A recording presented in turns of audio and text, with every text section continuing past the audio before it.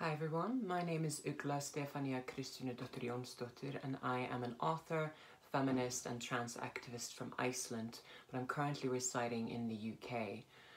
I guess when we talk about justice and when we talk about sexual violence and we talk about gender-based violence,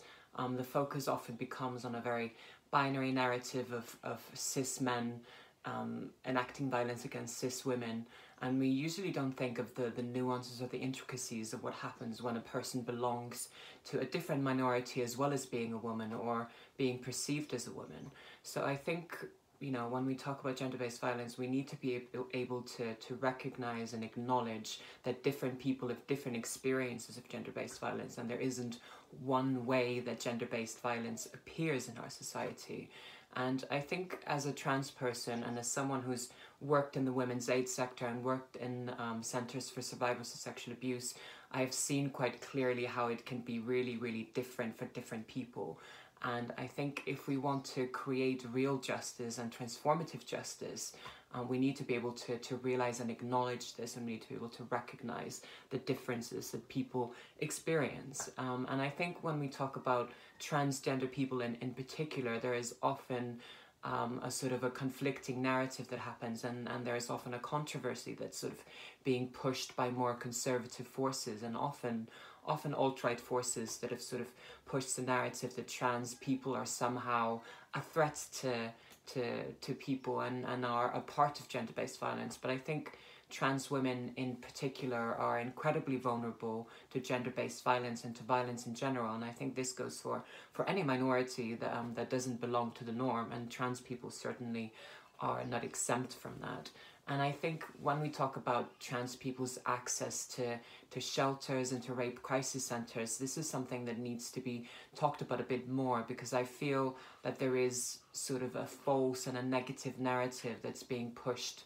by the media and even by feminist forces, saying that if trans women are allowed into these spaces, that somehow compromises the safety of other people there. But these sort of narratives often don't have much to them, because there isn't any evidence to show that trans inclusion is a threat to women or women's safety in these places, and trans people have been using these spaces for a very, very long time without there being an issue. And if we actually look into research and we look into evidence, it shows that trans women in particular have heightened heightened levels of abuse, gender-based violence, and are often survivors of sexual abuse. So I think if we're talking about transformative justice and gender-based violence, we need to be able to realize and recognize these different pathways and these different dimensions of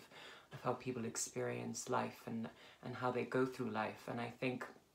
if we really want to be inclusive and we really want to end gender-based violence, we need to be able to recognize that, and we need to be able to move away from these false fear-mongering narratives that exclude people from our movement, because we will never truly eradicate it if we aren't recognizing every intricacy, every nuance, and if we aren't really speaking from experience, and if we aren't really looking into research. Because often a lot of narratives, I think particularly about trans people now, are based on sort of false narratives that have sort of been pushed into